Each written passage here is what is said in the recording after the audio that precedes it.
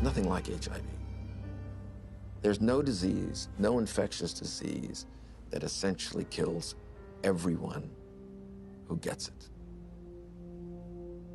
The fear factor's gone, and yet getting HIV infection is a problem for any individual. The fear should still remain because it's a virus that kills people. There is this sense of complacency that it's better, and it isn't better. And all these people, these 40+ million people living with the virus, they will die of AIDS. Over the past 3 decades, humanity has rallied together for the AIDS cause. People from all walks of life have united across all social and economic boundaries, joining hand in hand for one common purpose: to end AIDS. And I want you to say the name of the person you're walking for. I'm walking for Robert Johnson. I'm walking for Rock Hudson. I'm walking for everybody that isn't here to walk for themselves.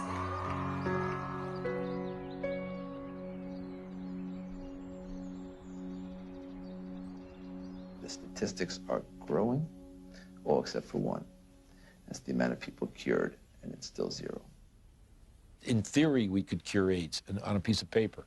Maybe someday it'll come. I can't say when. Despite all the major progress we have in chemotherapy of those patients, none of these patients got rid of the virus. I don't think the pharmaceutical industry is very interested or invested in a cure.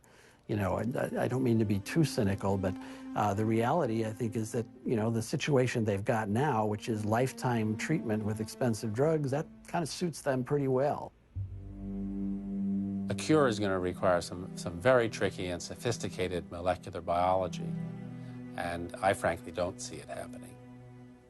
Ever? Ever.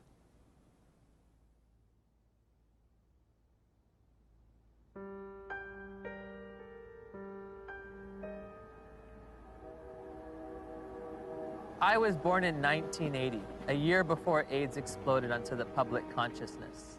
I grew up beneath its shadow like a child raised under the threat of the mushroom cloud. You might say I am a member of the first HIV/AIDS generation. I've never known a world without it. This film is an account of my journey through the shifting sand surrounding HIV/AIDS. AIDS has been front-page news for nearly 30 years. Yet how much do any of us really know about HIV and AIDS?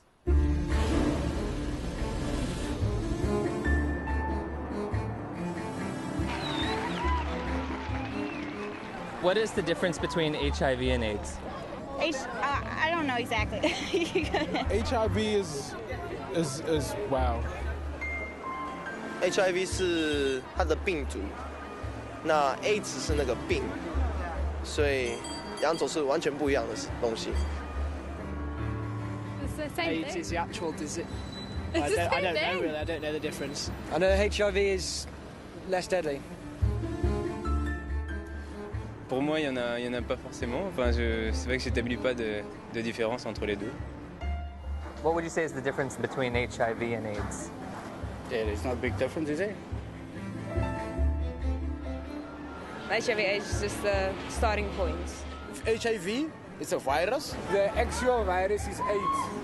People around the globe were just as confused as I was. So I sought out the world's leading HIV/AIDS authorities, among whom were the discoverers of HIV, the key White House advisor on AIDS issues, and the executive director of UNAIDS' global response to the epidemic.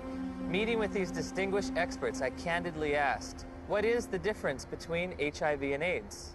The difference between HIV and AIDS is a really critical concept, and unfortunately it's one that seems to escape a lot of people, or just they don't remember it after hearing it. HIV is a virus. AIDS is a syndrome caused by infection with the virus. So you don't get infected with AIDS, you get infected with HIV, and that causes AIDS. The biggest problem with the HIV theory of AIDS is HIV. There is a group of AIDS denialists that say that HIV does not exist and has never been isolated, which is as bizarre as it gets. We do not say that HIV doesn't exist. What we say is that the presently available data does not prove the existence of HIV.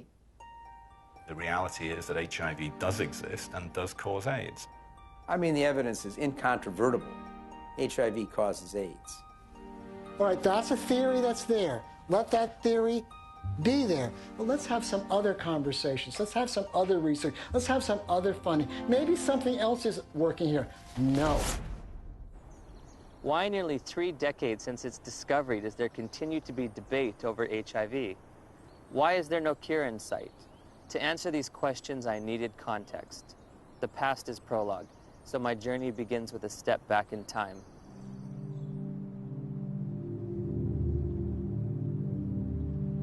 The National Center for Disease Control is reporting more cases of 2 rare and deadly diseases found in homosexual men. There is no apparent explanation for the outbreak. Obviously, this is an issue with great emotional fervor, but how can we stay unemotional when people are dying every day from a disease the CDC has yet to name? For crying out loud, if the CDC won't name it, at least demand the press stop calling it GRID.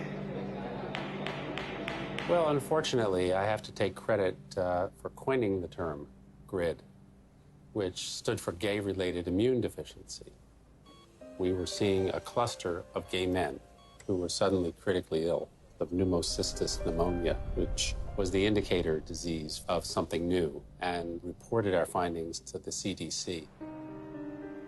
I was the chief of the STD division at the CDC at that time, when the draft report of 5 cases of pneumocystis in gay men came across my desk for review.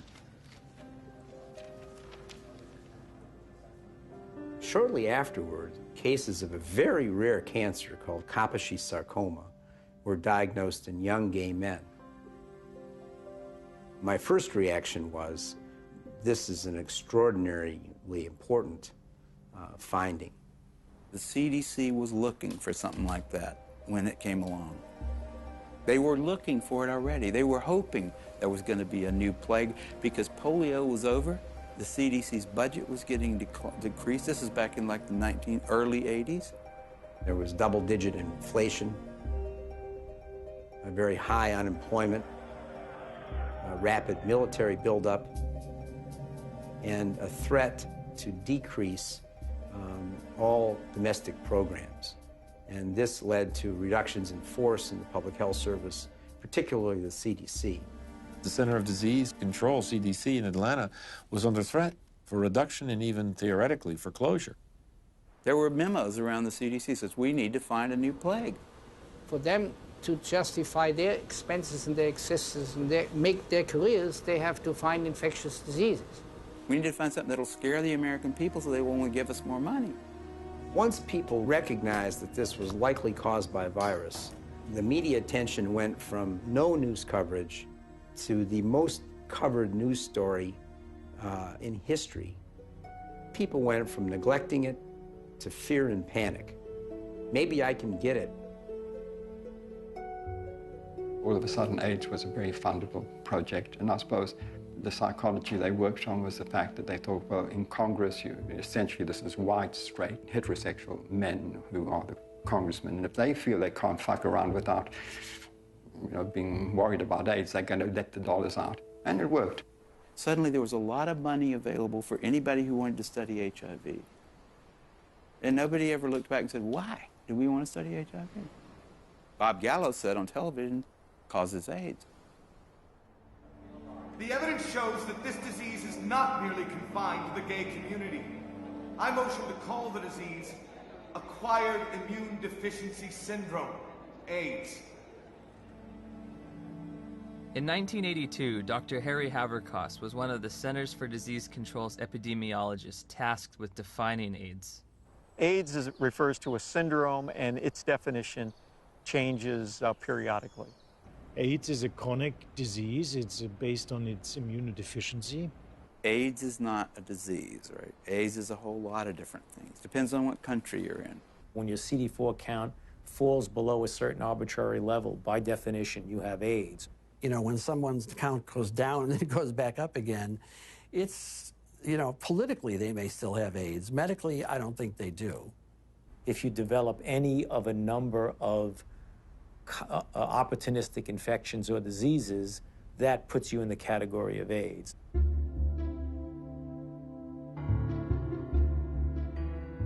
We don't even know what AIDS is. AIDS is so hard to define because they change the definition of it every year.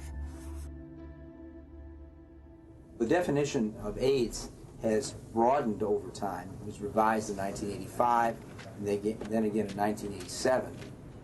The changes in the definition have been political. Every time they change the definition, the numbers go up. The definition has changed many times. The biggest change was probably in 1993, which they then, added the CD4 count and HIV, and, so you could not even be ill, but if you had a CD4 count consistently below 200, you now had AIDS. A closer look at the Centers for Disease Control's documents reveals that AIDS numbers actually declined in 1993, but a retroactive definition change increased the estimates by more than 100%. The more diseases they could lump into this AIDS syndrome, S stands for syndrome, the better the chances are they get patients under that umbrella, the more patients they could catch. As time goes along, definitions get used for a variety of issues, and some of those are not based solely on scientific decisions, but politics and capitalism and reimbursement comes into play. For example, a person with hepatitis C, even say here in San Francisco, if you've got hepatitis C and only hepatitis C, you're shit out of luck. Having an AIDS diagnosis, I get a free apartment. The city of San Diego pays my apartment. I can have the state of California pay for many medications related to HIV. I get Social Security benefits. I can get discounts on my supplements at the local health food store. I also get food stamps and in-home supportive cleaning services. So I was basically a healthy person walking around, and yeah, I had all these wonderful little perks, You get all these benefits, that we fought for and got, but the end result has been a sort of an imbalance. We succeeded, and I'm glad we did, but it is a little unfair. Politics, insurance, capitalism, benefits, you can be sick or healthy. I never would have thought that AIDS was so convoluted. Right. Well, as I said, that has changed. How you define that scientifically has changed quite often, which just makes it difficult to, for the lay people to understand. It makes it difficult for me to interpret the numbers. Africa is purported to have the highest incidence of AIDS cases on the planet. So I trekked to South Africa to witness firsthand the impact of AIDS on that troubled continent. Around 10 million of South Africa's 48 million people have been reported to have AIDS. It's only a 10-minute drive from Cape Town's pristine modern airport to the squalor of neighborhoods said to be ravaged by AIDS. All the facts on HIV and AIDS with Griselda on Metro FM Talk. It's World AIDS Day. There are functions, there are gatherings. The international theme is Stop AIDS, Stop HIV and AIDS. Keep the promise. So many years later, we keep saying the same things. HIV, HIV, HIV. And yet each time I hear words like HIV and AIDS, I just want to pull my hair out. I'm just so fatigued about how we've packaged the messaging. All we talk about is AIDS. It's a sex virus. You have to use condoms or you die. It's a sick and sad message. People can't think outside AIDS anymore, and it's just a shocking, sad reality. The first AIDS meeting on the continent of Africa was in 1985 in Bangui. We were there with a few people who had experience on AIDS in Africa. And one of our problems was, how can you diagnose AIDS in Africa in the absence of very sophisticated laboratory support? Even though by 1985 there was a HIV test, most of Africa didn't have access to it. So one of the things that we did in that meeting was to sit down and hash out the so-called Bangui criteria for the diagnosis of AIDS in Africa. The idea was, what would be a simple way for a clinician to look at a patient and say that this patient likely has AIDS? We say somebody who has a combination of certain signs and symptoms like major weight loss. And if you have a combination of that, you can say this is probably somebody with AIDS. They wanted a clinical case definition where they could decide that someone had AIDS just by looking at weight loss and persistent fever and so on.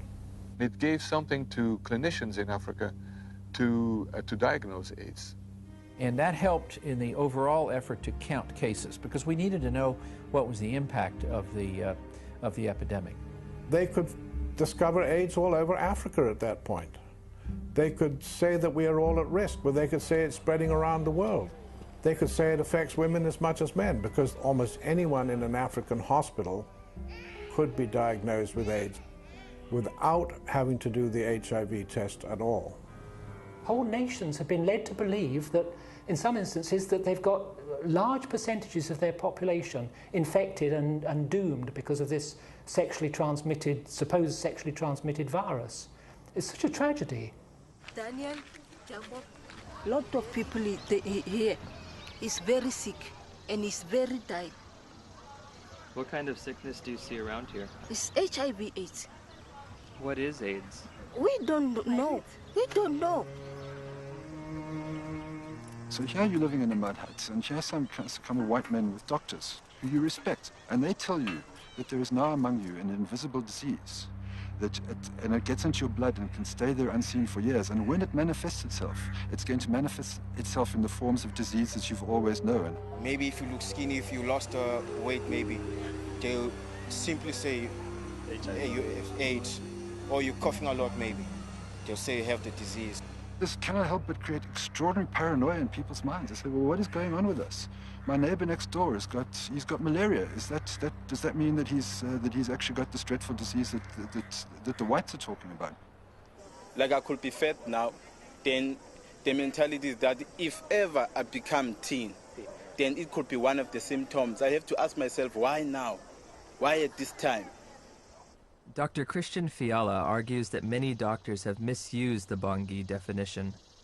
In the era before AIDS, we had to admit we don't know the diagnosis and we could hypothesize. But nowadays, what doctors do is, well, if we don't know what it is, it must be AIDS. We did have patients with the conditions we now regard as AIDS defining, even before the advent of AIDS. People could have TB and not have HIV and fulfill the Bangui criteria. They'd lose weight, they'd have TB, and they could look like they have AIDS when they don't. Is this Bangui definition still being used today?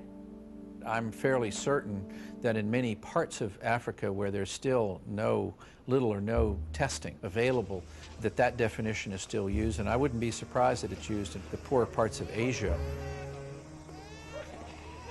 This word AIDS, I don't know what it is anymore. I don't know what we're talking about anymore when we talk about AIDS. AIDS is one thing in Greenwich Village and a very different thing in Kampala, Uganda. I visited the World Health Organization's website searching for answers and discovered there are currently more than 12 different definitions of AIDS worldwide. So I turned to Dr. James Chin, former head of the WHO's Global HIV Statistics Unit, for an explanation. In some countries, they felt they were a little more sophisticated than in others. And you have, along with the epidemic of HIV, epidemics of HIV/AIDS experts. And some of them will not necessarily adhere to any international definition. They'll make up their own definition. High school biology class taught me that diseases and syndromes cannot differ from country to country like languages. It was becoming clear that HIV and AIDS were distinct, separate entities, and that AIDS was diverting my attention from the real culprit, HIV. Where to next? The place millions have had their lives changed forever. She says, we have your test result. You need to come in and get it. And I was like, tell me now, Cheryl. She was like, Kim, we really need you to come in and tell me. I said, then I know it's positive, Charlotte. You would just tell me over the phone. And she's like, Kim, don't panic. You can still have a normal life.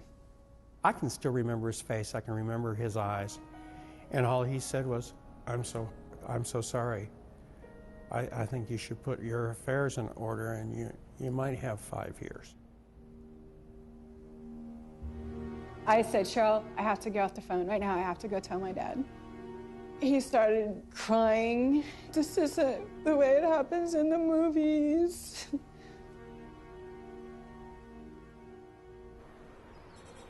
It's 7 a.m. here in Johannesburg, South Africa, and I'm a little nervous because I'm about to go in for my first HIV test. Have you ever gone in for an HIV test? No. No. No. No. No. Yes, I have actually, a few years ago. Were you nervous, apprehensive? I was, very frightened. The nearest testing center wasn't in a hospital or in a doctor's office, but on the main concourse of a bustling train station, beneath a few portable tents. HIV testing facilities are everywhere, from street corner kiosks to shopping malls. I'll be tested with a rapid test, which looks for antibodies to HIV. So, have you ever tested for HIV before? No. Except no. Never. It's the first time. First time. Wow. Is this your questionnaire? Yes. Okay. These tests claim to be HIV tests. I'm going to read from a section that says limitations of the test. The specificity of the Reveal Rapid HIV Antibody Test for blood specimens in low-risk populations has not been evaluated. They don't know, in their terms even, how well this test is going to work in people they don't want it to work in, low risk. We don't think you're at risk. Tell me about your sex life. My sex life? Us? Since you haven't exposed yourself, lied, sex, you're not homosexual, you're gay, you know your story. Yes. Let us go and find out.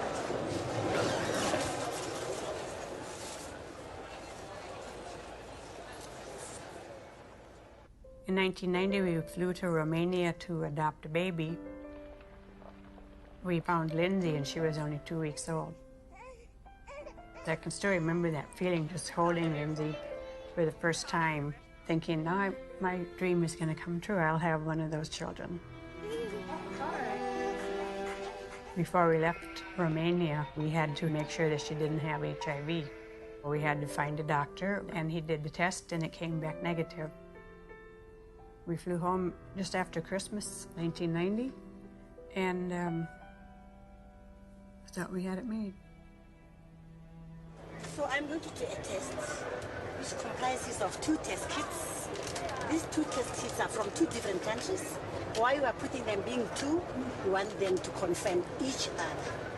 Can they be 2 different outcomes? Then this one is a determiner which is going to give us the final results. Can I just ask you something, as someone who's a little nervous? Okay. It seems like if this is positive and this is negative, my life hangs in the balance on whatever this one is. Yes. But how do we know that this one's accurate when both of these were inaccurate? This one has been tested to be the one that is going to take out the results that are correct. Oh, so this one is more accurate than these 2? Yes, according to what we have learned. So why don't we just use the more accurate one to begin with? Well, you know what? What if now the more accurate one has a discrepancy? How are you going to find out? I don't know. Rapid tests in Germany, it's not allowed for standard diagnostics. May I ask how come you don't use rapid tests for standard diagnostics? Several professional organizations who decide as an expert committee on guidelines how to do things. None of these responsible societies recommend it for scientific reasons. We always say to our clients, even if you have tested here, you can go to other centers and go and test and verify our test. You cannot say we're 100% because you find clients going from area to area doing tests. And they come with stories that I was negative at a certain area, I'm positive with you. How do they decide whether they're positive or negative? We cannot tell because we are using a rapid test. It occurred to me that perhaps the HIV epidemic is reported to be so widespread in South Africa and other poor nations simply because they use these inaccurate tests. There's the saying that if you knew how what sausages are made of, most people would hesitate to sort of eat them because they wouldn't like what's in it.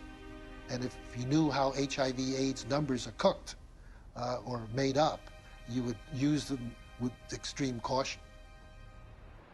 I decided to investigate HIV testing protocols used throughout the developed world. When we're testing people for HIV, the first thing we do is a screening test, and it's usually a test called the ELISA. But there are also now available rapid assays that can be used as screening methods. Because they're faster. And we all know faster and cheaper is more efficient. If an ELISA is positive, it does not mean that the patient is HIV positive. That's a problem. If we're using antibodies as a screening test to tell who's infected or not, very occasionally you can get false positives. So screening tests by themselves should not be used as a definitive measure of infection. That's why we use a screening test to pick up all the cases, but we use a confirmatory test to eliminate any false positives. Take it easy. I'll just get aside. It should be emphasized that most of the developing world uses only screening tests to confirm an HIV diagnosis. There are no confirmatory tests. Time now is 25 past. At 22, the results will be out, which is going to be 15 minutes. 9 days after returning home, Steve and Cheryl's pediatrician ran a battery of tests on Lindsay, including an HIV test, even though Lindsay had tested negative for the virus in Romania. Dr. McHugh called us and said, we run into some problems with the testing that you did at Methodist Hospital, and you'll need to come right in and see me. I said, well, what is it? She says, well, I'm not going to tell you over the phone. I said, I need to know exactly what this is. He said, we got bad news that she tests positive. And he said she'll have a 20% chance of living to age 2. That was just a shock. Just a shock after all this joy and happiness. We finally found our daughter, and I'm dancing around Romania, and now I come home, and it's like somebody could just stab me. And then I had to call my mom, and that was the worst phone call I've ever had to make, because I even remember saying, that poor girl, she's just not gonna make it. So that we don't have to go to somebody and say, well, you might be infected, but it might be a false positive. We do a second test. That's a test usually called the Western blot. In 1992, when I was told by my doctor that I was HIV positive, that was only a verbal admission to me. She didn't give me the written paper that came from the lab that tested my blood. I found out that it says this indicates possible infection by virus. There can be mistakes from the antibody test, and there are conditions that can cause the test to be inaccurate. Now that I've got the package insert for that test kit, it says positive results using any specimen type should be followed with additional testing. But this is the test that they use to confirm with. This has a margin of error done properly that's extremely low. In other words, it's one of medicine's better tests. I don't think the Western blot is a useful diagnostic test. I don't think it's worth doing. Did he give a reason? You know, anybody can say anything. I think it's stupid to drive a car. But come on, you got to give a reason. It's a useful prognostic test. Once you know that someone is infected, then you can follow their antibody responses well with Western blots. I'd say he's absolutely wrong. It has a complete usefulness. You don't need a Western blot. And it's become a dogma in HIV research that you need one ELISA followed by a Western. You don't. You need 2 different kinds of ELISAs made in 2 different formats. Would you ever want to confirm somebody is positive using just ELISAs? No, never. It's against the rules. It's against the recommendations. It's a turbulent sea of argument about how can we use this test? When can we use this test? Why does this test have no standard? We have a group now of about 40 patients that have no detectable virus in their body, but they're not being treated. So the first question is, are they really infected? So the Western blots can have false positives? No, the Western blot was negative too. But they were told they were positive by a lab, yes, that misread the Western blot. Heavyweight champion Tommy Morrison tested positive in 1996. 11 years later, in 2007, he tested negative multiple times, allowing him to return to the ring. There's constant discussion in the community of people who do diagnostic testing and the blood bankers about how to read these tests. When you're looking at this Western blot, how do you determine what is a positive? You need a certain number of bands being present. It depends a little bit on the producer of the test. It depends on the manufacturer. Is there different criteria for what might be a positive? Yeah, there are different criteria from the manufacturer. Thank you for the word. And also there are guidelines from the WHO and UNAIDS. Well, HIV infection is diagnosed with rather now routine laboratory tests, which, for which there are criteria for diagnosis established by the manufacturer, FDA. Claudia showed me the package insert that comes with the Western blot. It contains 8 different sets of criteria for diagnosing HIV infection. Because of the different criteria that apply in different countries, you can be considered, you can test HIV positive in one country and be given an AIDS diagnosis as a result of that, whereas in another country you won't test HIV positive and you won't be given an AIDS diagnosis. It's ludicrous that you can be positive in one country and not positive in another. Theoretically, I could be diagnosed with AIDS in the United States, but if I take 3 steps to my right, I wouldn't be diagnosed with AIDS, or I would lose my AIDS diagnosis when I crossed the border. In 1992, I was encouraged by a doctor to take what's called an HIV test as a matter of social responsibility, and I was shocked and devastated and horrified when the results came back positive. It was one of those moments that everyone fears their whole life. A week later, I take the same test to an AIDS specialist. He looks and says, "This isn't a positive test. I don't know what this test means." Since a false positive looks like a true positive, how can you ever distinguish whether it's truly a positive or a negative? Well, that's a great question.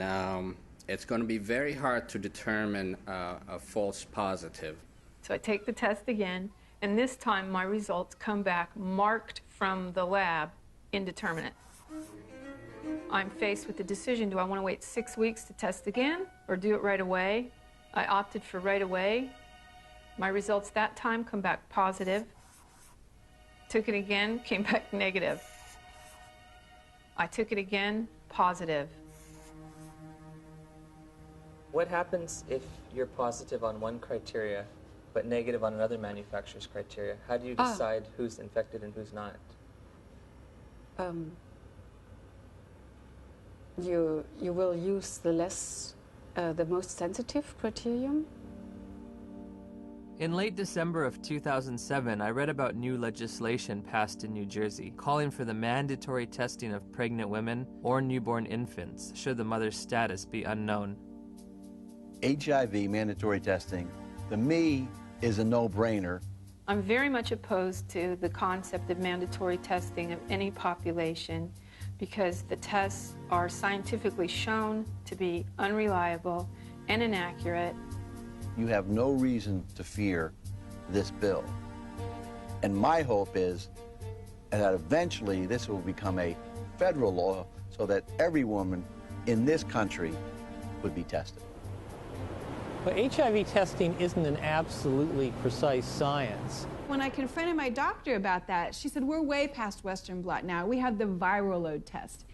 But when you get the package insert for the viral load test, it says, if you test positive, you are considered confirmed infected with HIV. But at the bottom of the page, in fine print, it states a person should have additional testing.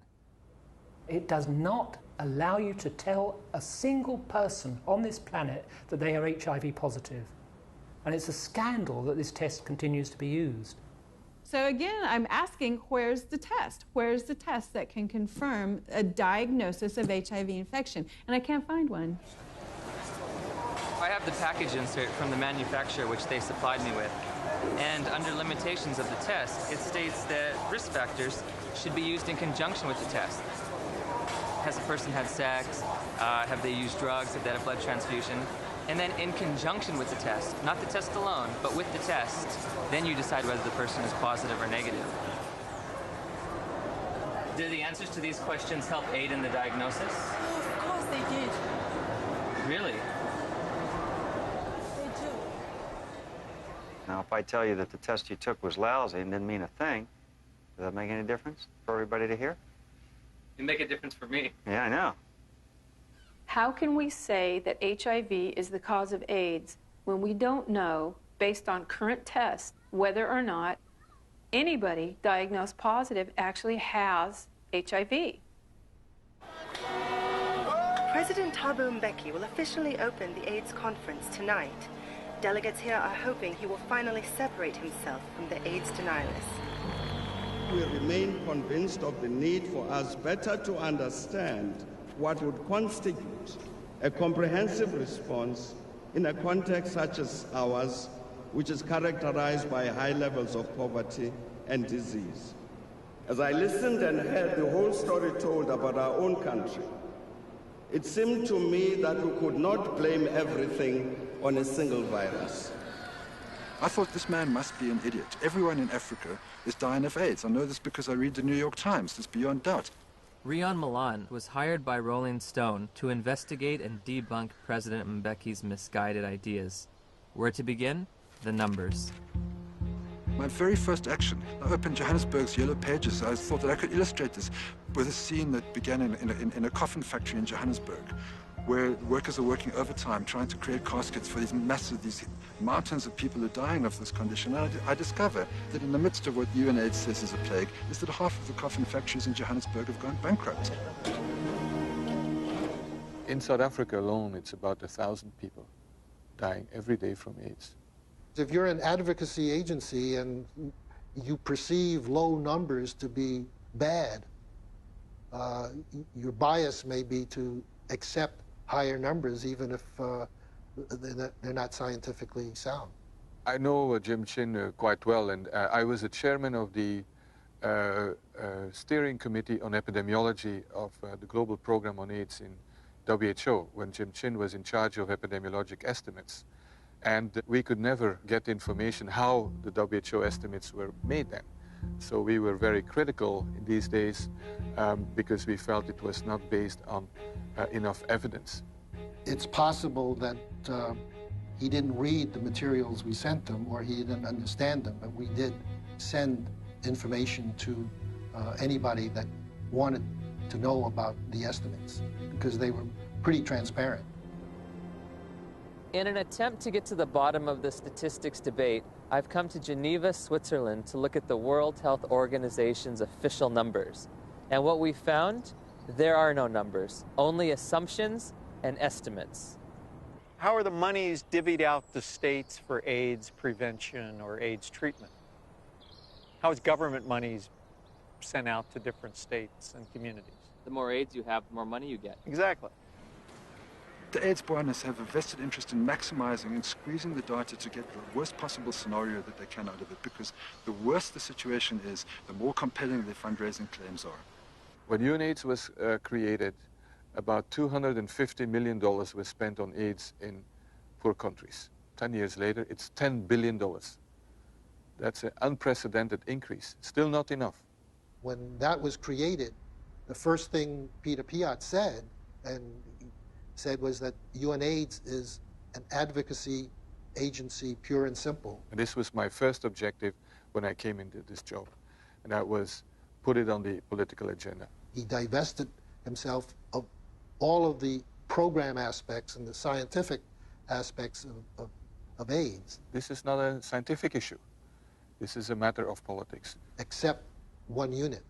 He kept sort of the numbers unit. We are really doing a major disservice to say it is not as bad as it looks like, because actually it is much worse. 1 month after my interview with Dr. Piot, the Indian government slashed their estimates by nearly 60%. Shortly thereafter, UNAIDS acknowledged they'd been overestimating global HIV statistics for more than a decade. They've painted themselves into a corner, and now their house of numbers is falling apart. America is leading the fight against disease, and I call on you to double our initial commitment to fighting HIV/AIDS by approving an additional $30 billion over the next 5 years.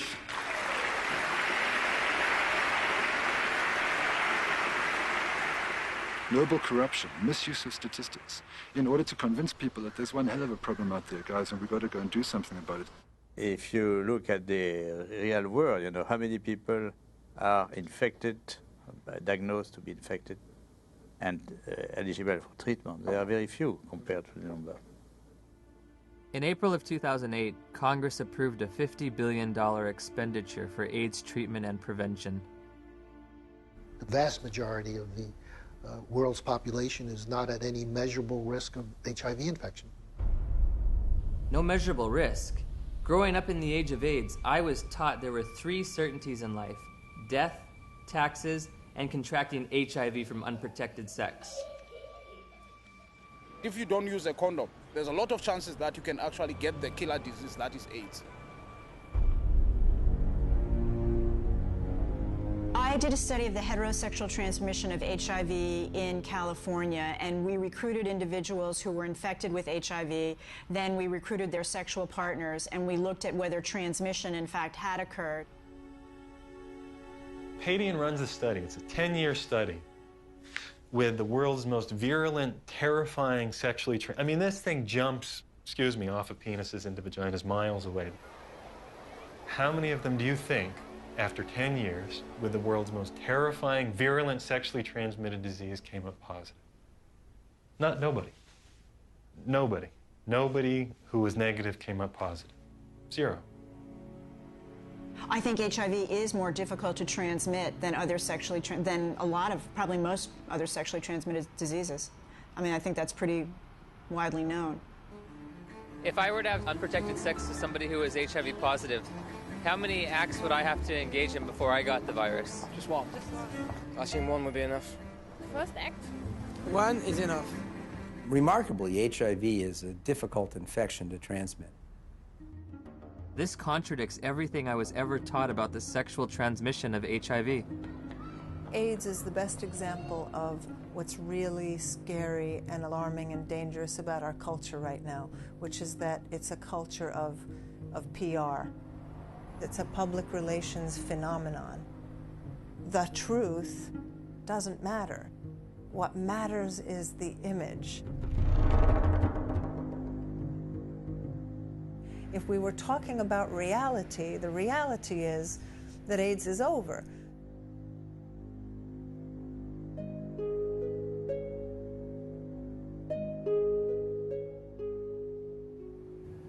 Somebody decided in the early 80s that there's this infection called HIV.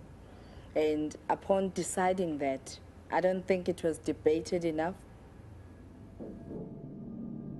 In 1983, Dr. Luc Montagnier and his team of researchers identified what they thought might be the cause of AIDS.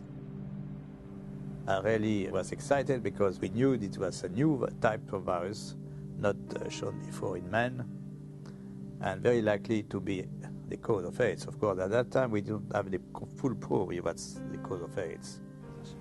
That initial work was rapidly reinforced by additional virology and serology studies in Bob Gallo's lab in Washington.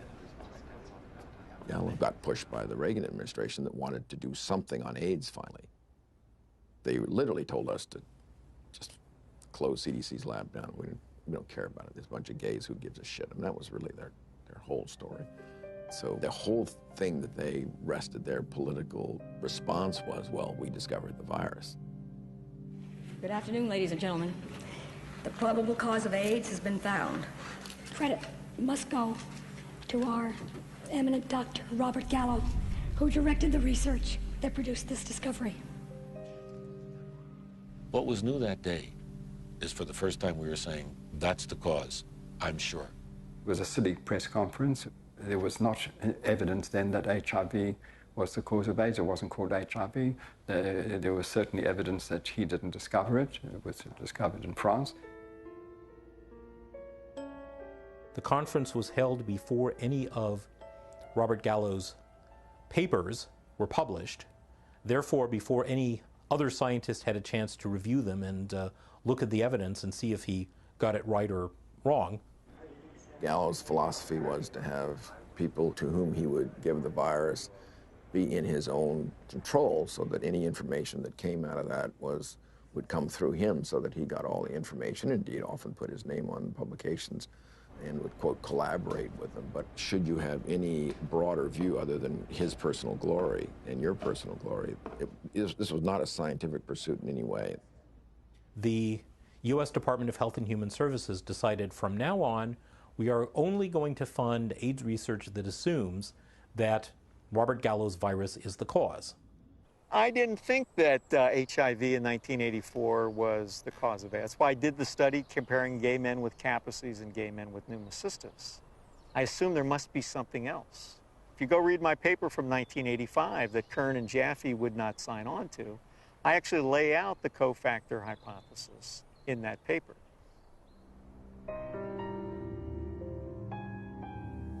I'm a promoter of the role of cofactors in AIDS. Well, cofactors just says that the cause of a disease is by more than one factor.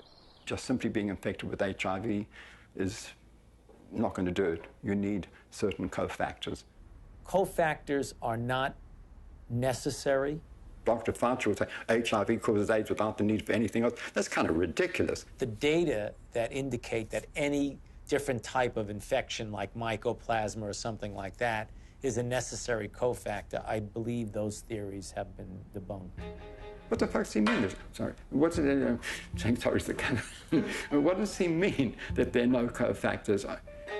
Where's he coming from? There's cofactors for everything. Cofactor implies something specific, and it really gets us off into tracks that are wandering. Gallo isn't gonna change his mind, but he's probably 70 years plus now. He's gonna remember things. Yeah, we all remember things that are good for us. We forget the bad things. The cofactors are important to really understand how people get ill, why they get ill. What is asked of an AIDS journalist is to deny an existing reality, which is a strong, growing body of dissent on a scientific question. In August of '92, my dad had just read his latest National Review, and there was an article in there about Peter Duesberg, a maverick cell biologist. He said he didn't think HIV caused AIDS. To deny that this well-identified, well-characterized virus is linked with AIDS is, to my mind, just potty. He said, I can't replicate this in my office. I can't get this virus to do anything. We thought, oh my gosh, my dad is really daydreaming. He's trying to wish this all away because he knows how upset we are. Just wish it all away, and everybody will be gone happy. If Fauci would say, here's $1 billion for alternative theories of AIDS, you wouldn't believe what's going to happen. A lot of HIV researchers overnight would start cofactors. The first year they would call them cofactors of HIV. And the next year, the co would be topped and HIV would be topped the year later. Peter is highly intelligent. He did excellent work. I mean, no wonder he got a full professorship in Berkeley and was nominated to the American Academy of Sciences. But I told him very frankly that he's killing people with his theories, and I still stick to that. They attack him, they attack his ideas, and they present some bogus way of refuting what his science has said that doesn't really refute it. Peter Duesberg? Yes. Oh. They are all prostitutes, most of them, my colleagues, to some degree, myself. You have to be prostitute to get money for your research. You're trained a little bit to be a prostitute. But some go all the way. In light of all this scientific uncertainty, I asked Dr. Fauci for evidence linking HIV to immune deficiency disease. When you put the combined findings of the initial characterization as a distinct retrovirus isolated by Montagnier and his group, together with Gallo linking the virus to being the cause of AIDS, and they put those things together, and that's how we have a confirmation of the causative agent of AIDS, namely HIV. Still unclear about the evidence for HIV's existence, I decided the best way to verify it would be to actually see it.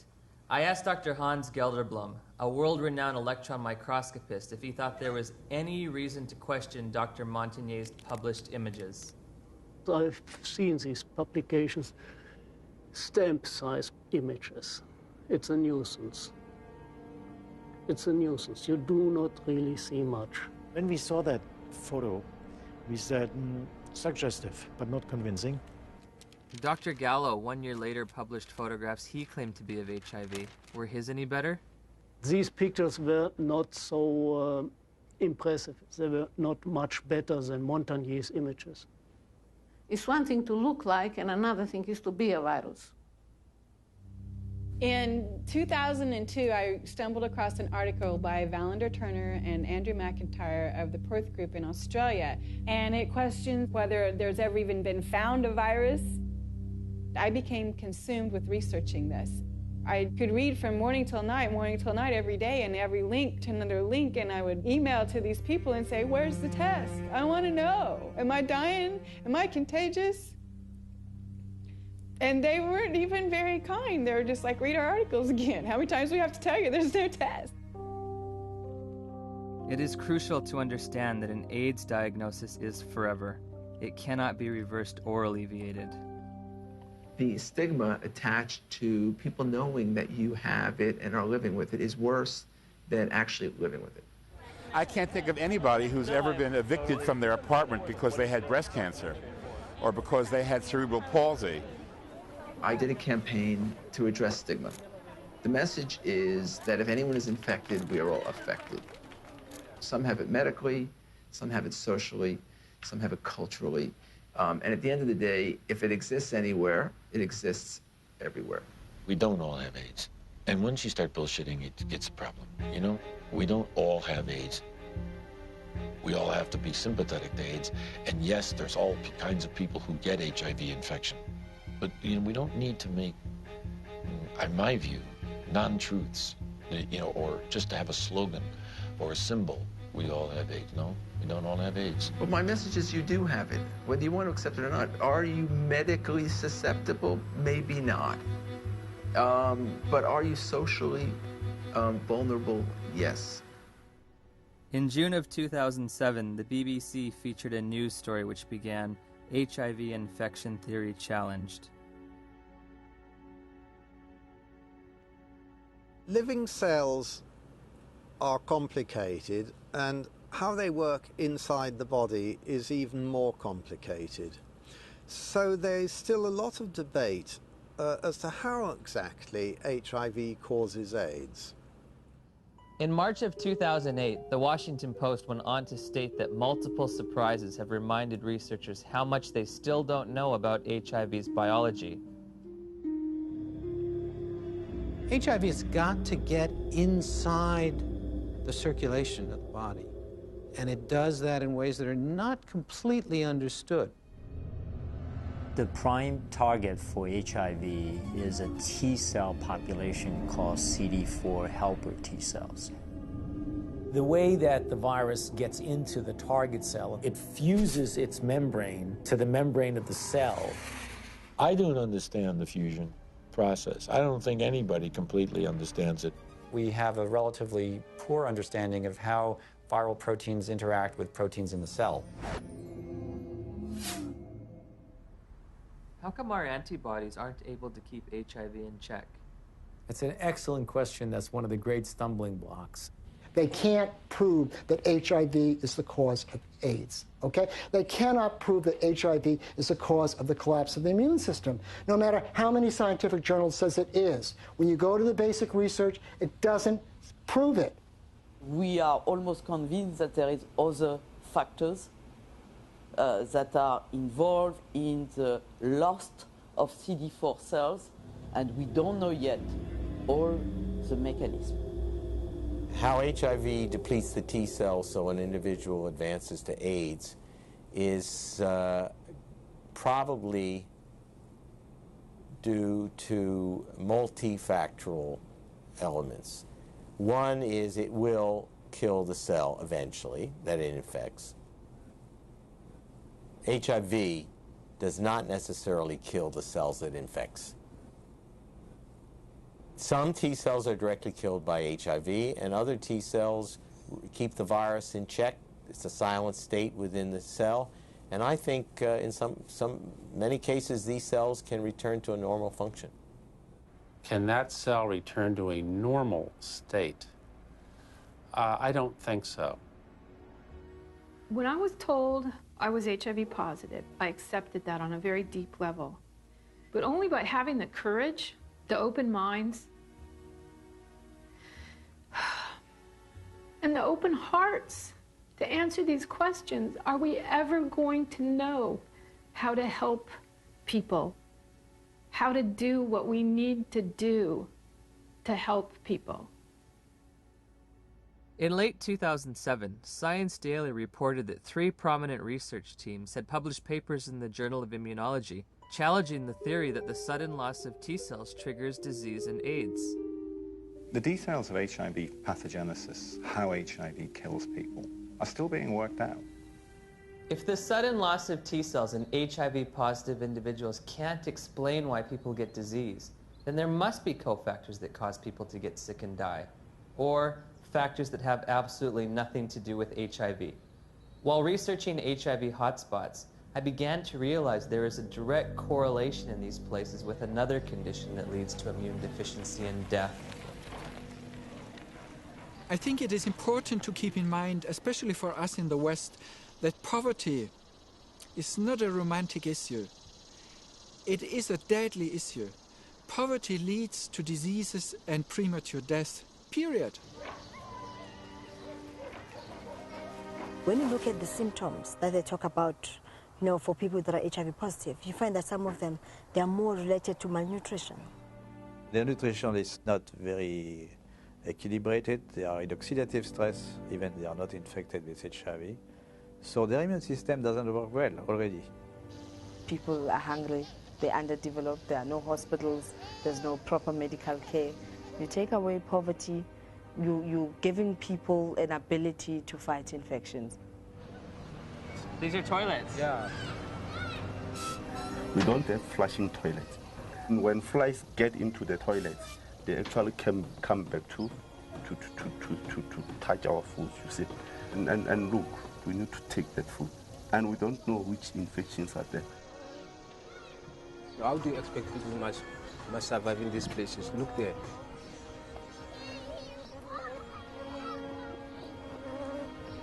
How many white people they are staying in this house like this one?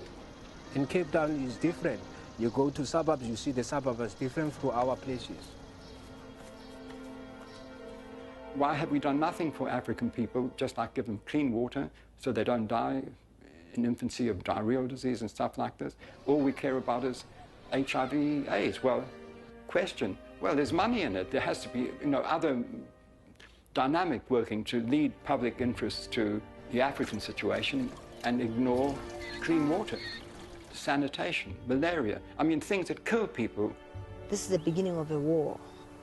It is a war to reclaim our health. In 2008, USA Today published a news story that stated, if we look at the data objectively, we are spending too much on AIDS. About $10 billion a year is spent on AIDS, while 2 billion people live with no sanitation. 1 billion lack access to clean water. And malnutrition kills someone every 10 seconds. These factors enable diseases to thrive and severely weaken the immune system of those living in such squalor. If we were to take all that money and put it towards developing poor countries, God would be so proud of us, indeed, because we would have taken away the major challenge that's facing humankind, and that is people dying in silence. It's slow, painful deaths from being scared of something that was just packaged as AIDS.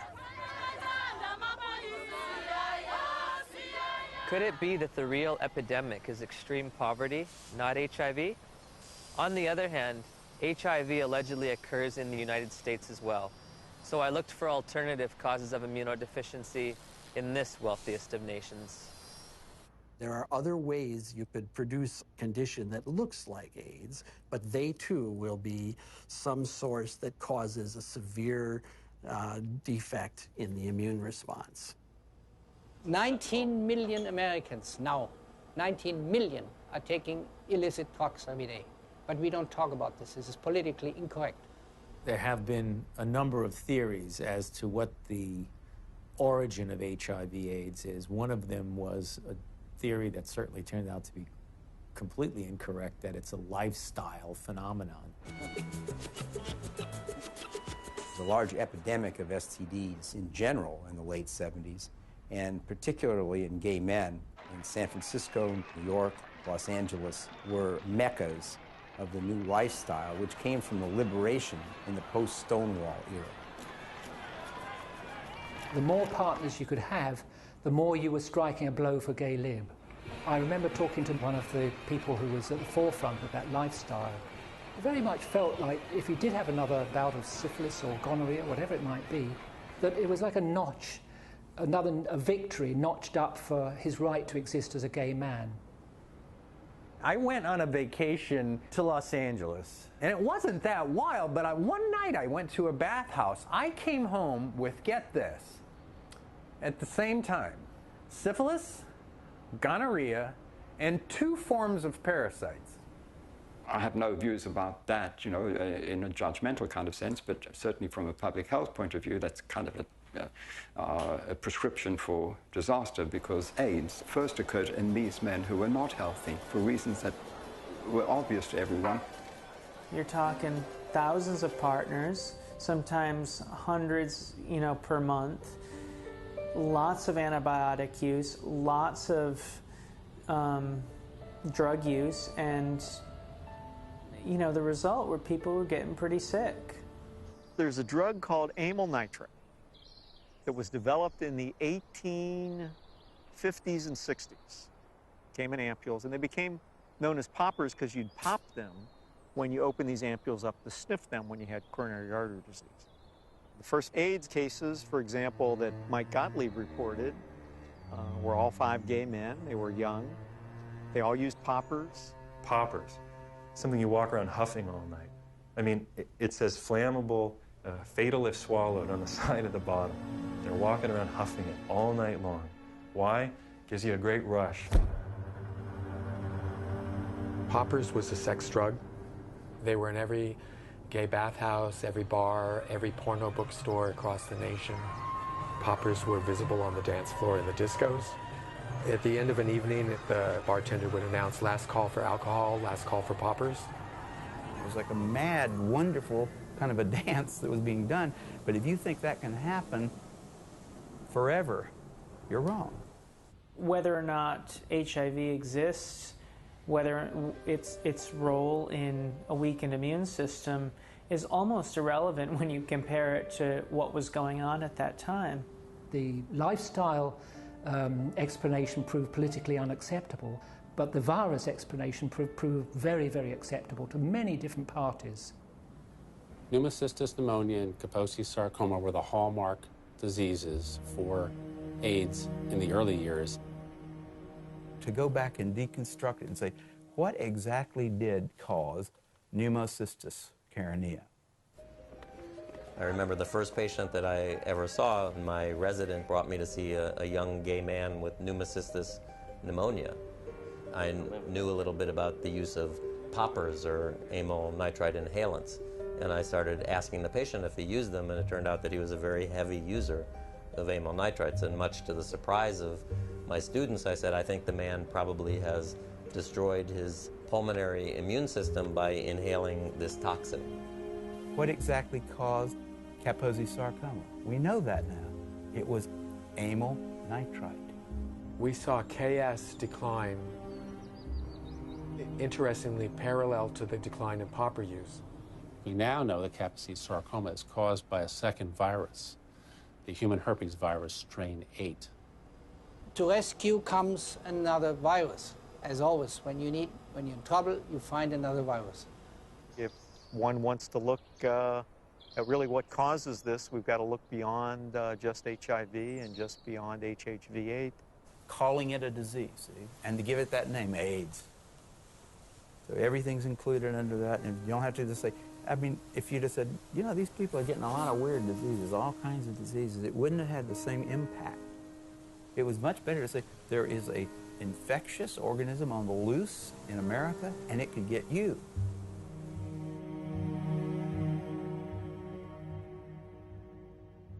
I had interviewed the world's leading HIV experts and discovered that the two benchmark diseases of AIDS have alternate explanations. Once again, I turned to Dr. Gelderblum, seeking proof of HIV's existence in the most recent images available. Here, you do not see anything about the details, but I would say it's probably a virus. These are HIV here? Yeah. Oh, so are these HIV too? Yeah, yeah. Everything's Probably. Probably. Yeah. What can I tell you? You know, I mean, it exists. Gallo said he had all these viruses, and it was a lie. I think HIV totally has turned out not to be the cause of AIDS. HIV has turned out not to be. Gelderblum's images, said to come from isolated HIV cultures, provided no proof for HIV's existence. So I asked Nobel laureate Dr. David Baltimore and Dr. Robin Weiss how they would isolate and photograph this elusive virus. Well, didn't Dr. Gallo do that? I mean, he actually isolated it, so... Yeah. I mean, why should I do all of this? This is all textbook stuff you're asking me. I'm not quite sure what's behind your question about isolation. I don't want to be your textbook, you know? Okay. I got other things to do. They're embarrassed. The scientists have been embarrassed about this. They know that it's flawed. In 1987, the CDC made two mind-boggling changes in the definition of AIDS, which are in effect today. You can be diagnosed with AIDS without ever having an HIV test. In 1987, I had a lesion on my arm, and it was KS, Kaposi sarcoma. A doctor diagnosed you with AIDS without an HIV test? Yeah. You can be diagnosed with AIDS if you've tested negative for HIV. Alvin Friedman Keene found 16 patients with Kaposi sarcoma among gay men in New York City in the 80s. They did not have HIV infection. Yet they had AIDS by our definition, right? In a World Health Organization publication, Dr. Chin writes, "It should be emphasized that the surveillance definitions for AIDS were not intended to be reliable indicators of HIV infection." If you have thousands of documented cases of AIDS without HIV, how can HIV cause AIDS? Why do you believe that HIV does cause AIDS? Because that's all the information that I've been given. Because we've never been taught anything different. We have read it, heard it. Because that's what the scientific community has told us. Scientists are supposed to observe, experiment, and reason from what they observe. They're not supposed to grab hold of an idea and cling to it and adjust everything else in their perceptions to fit that idea. I think an HIV positive test means that your life is forever changed. You have a whole new battery of things to consider for yourself. What does it mean to me? It's very hard to find anyone who supports you when you say, I don't think I'm going to die of HIV or AIDS. The typical model of HIV equals AIDS equals death. How invested am I going to be in that model? Everyone who's infected with HIV would like to deny it. I mean, it's a bad prognosis. It means you're going to take drugs for the rest of your life, et cetera, et cetera. So there's people who want to say, I'm one of the people who tested positive, but I'm not going to get the disease. Do I start treatment? Treatment meaning the antiviral drugs, if ever. We started taking Lindsay to a doctor at the Children's Medical Clinic. She gave us a prescription for retrovir syrup, which is AZT. It was so important for us to get something to help our baby that we sat on the floor in the pharmacy and gave her first dose. Shortly after Lindsay began AZT treatment, side effects began to emerge. Her eating habits changed quite a bit. She didn't eat well. She was hard to handle at the table. And then the leg cramps started. Once that started, it got progressively worse. She would just grab him and go, "Ow," you know, screaming in the middle of the night.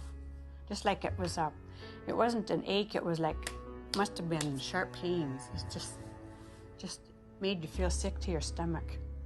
Any drug active on HIV will be toxic because it's not 100% specific on the HIV enzymes. When we switched over to the university, then the dosage of AZT went up, and that's where she started flattening out on her growth chart. The doctors would try to put a positive spin on how well she was progressing. It was mainly in the T cells that weren't always a positive situation. Yeah, the T cell count would go down, and then the doctors would say, "Well, maybe we better raise that AZT dosage, get that T cell count back up."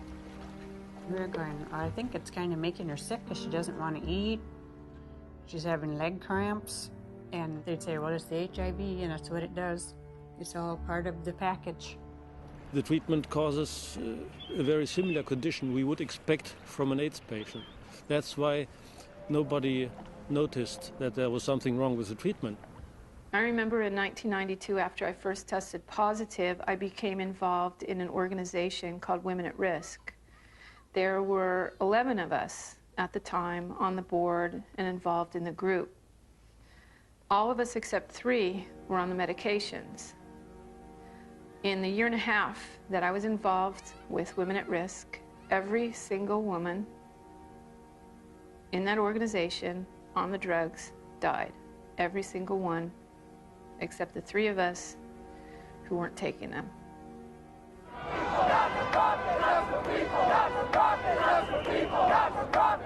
We weren't just given handfuls of AZT, we demanded it. AZT, where is your humanity? We considered the FDA not giving us these things as being anti-gay instead of being responsible.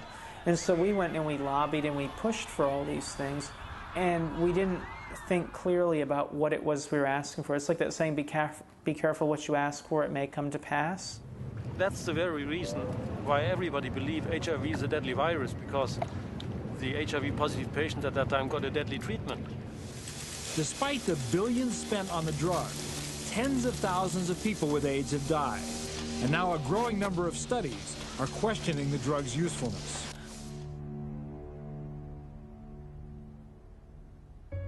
We just decided between ourselves in November to write to Peter Duisberg and say, sorry to bother you. Are you for real? And if Lindsay were your daughter, what would you do?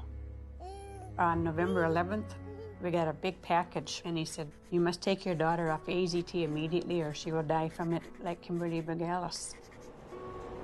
That is AIDS by prescription. You get immunodeficiency and you die from the tox. That is AIDS by prescription. When AZT became widely available in 1985 and 1986, I cautioned my patients not to jump on the bandwagon and start being treated. I didn't want to see my community poisoned by an ineffective therapy.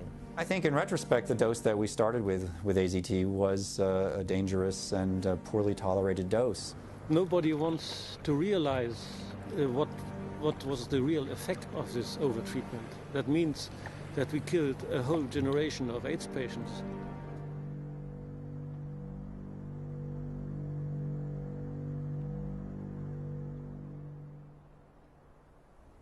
In '96, David Ho announced highly active antiretroviral therapy. Also known as the cocktail, because the treatment combined the newly developed protease inhibitors with older HIV drugs, such as the chemotherapy drug AZT. That was a revolution. What was an 100% fatal illness now could be treated.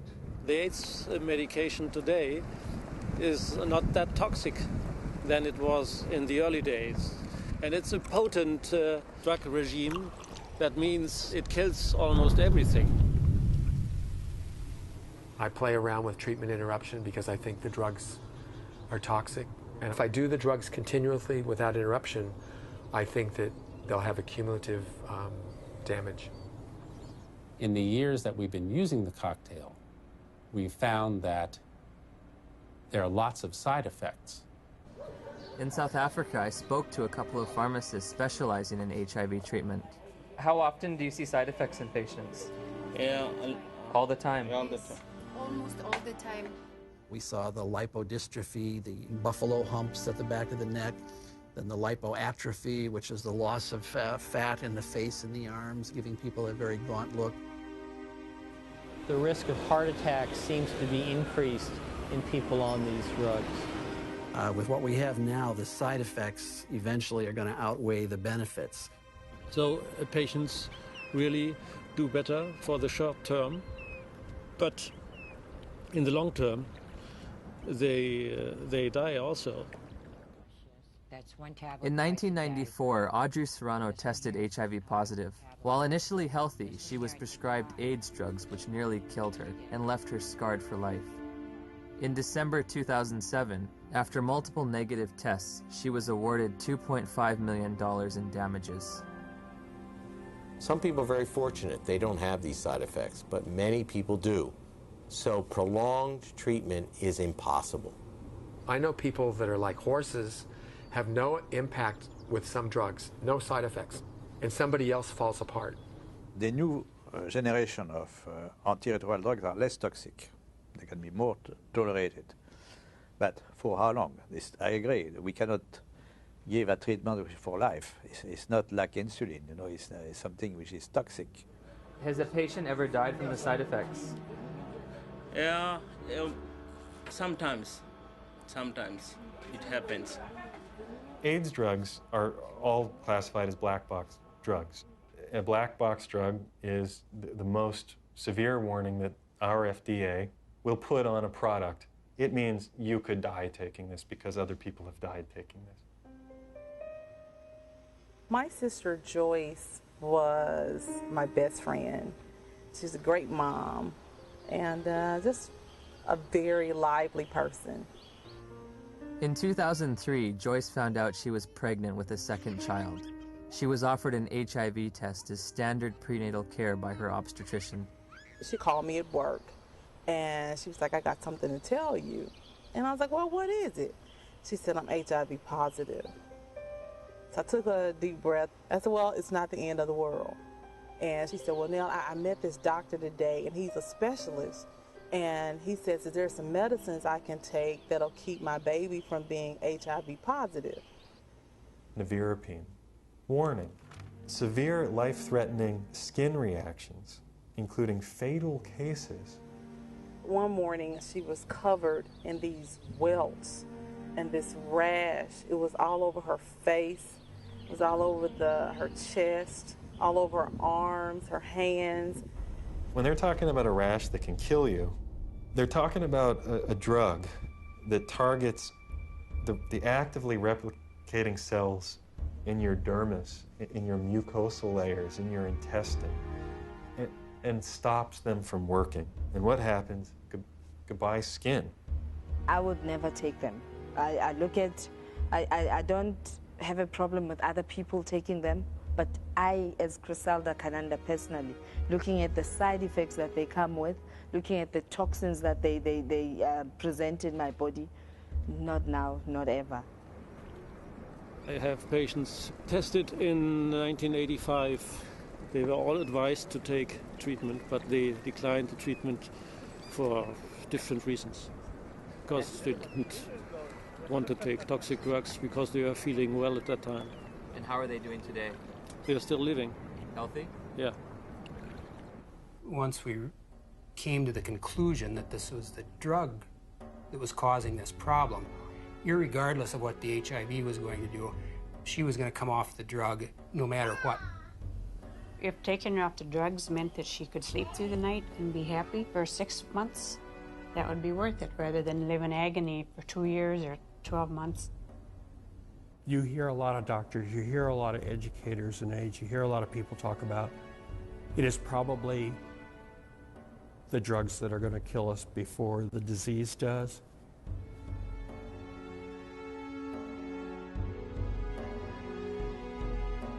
What are the drugs doing to the bodies? They're putting the bodies into coffins.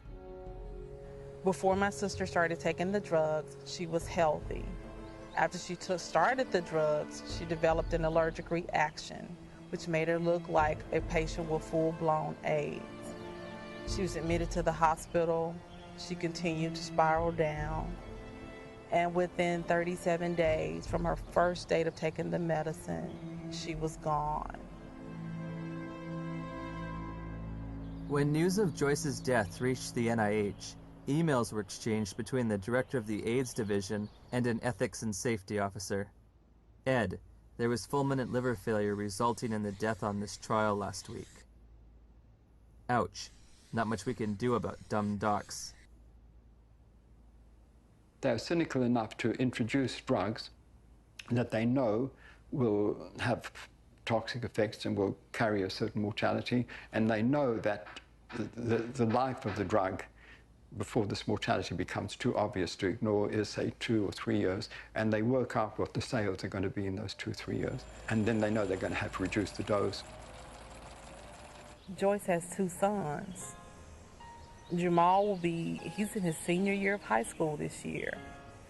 Sterling will be 4 years old. And in my mind, they were robbed of their mother. If someone's going to be giving me a diagnosis of certain death in 5 to 7 years, I want scientific proof. This isn't a religion. My interest in questioning and breaking and exploring does HIV cause AIDS is an instinct to liberate people from a death sentence that isn't theirs to carry. After we took Lindsay off AZT, her weight did go up. Within a couple of days, the leg cramps went away. And her physical body seemed to be doing pretty well, but it was like she was disturbed. She was agitated very easily. Her lifespan changed all the time after she got to be 2 years old, and then she'd only live to be 5. When she got to be a little older, then they said, oh, she might live to be 7. Yep. But definitely wouldn't live into double digits, and that's just was our life then. Although Lindsay was on AZT for 22 months, she made a full recovery from the pernicious side effects. Lindsay will be 19 in October of 2009. Because it's been surrounded from day one with so much emotion, so much fear, so much psychology, so much drama, very few people are capable of looking at AIDS logically.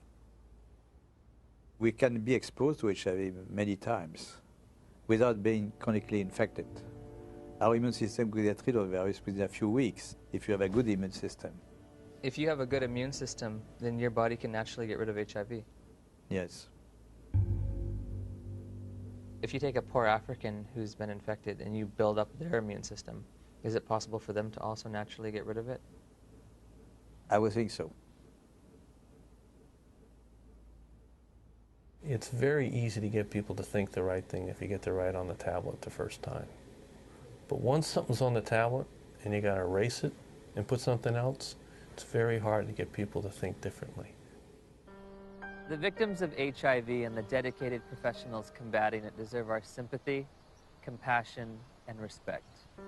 However, at journey's end, I find myself perplexed, bewildered at times with an overall feeling of dismay and sadness. I found a research community in disarray over the most fundamental understanding of HIV, all the while presenting a monolithic public posture of authority and certainty. Bluntly stated, we have tests that prove nothing, remedies that kill, and statistics manipulated to the point of absurdity. 90% of global HIV corresponds to areas of great poverty and squalor. Ironically, while we may have been pursuing a phantom killer, a shape-shifting assassin, perhaps the real enemy has been hiding in plain view, clear as day, and as old as time.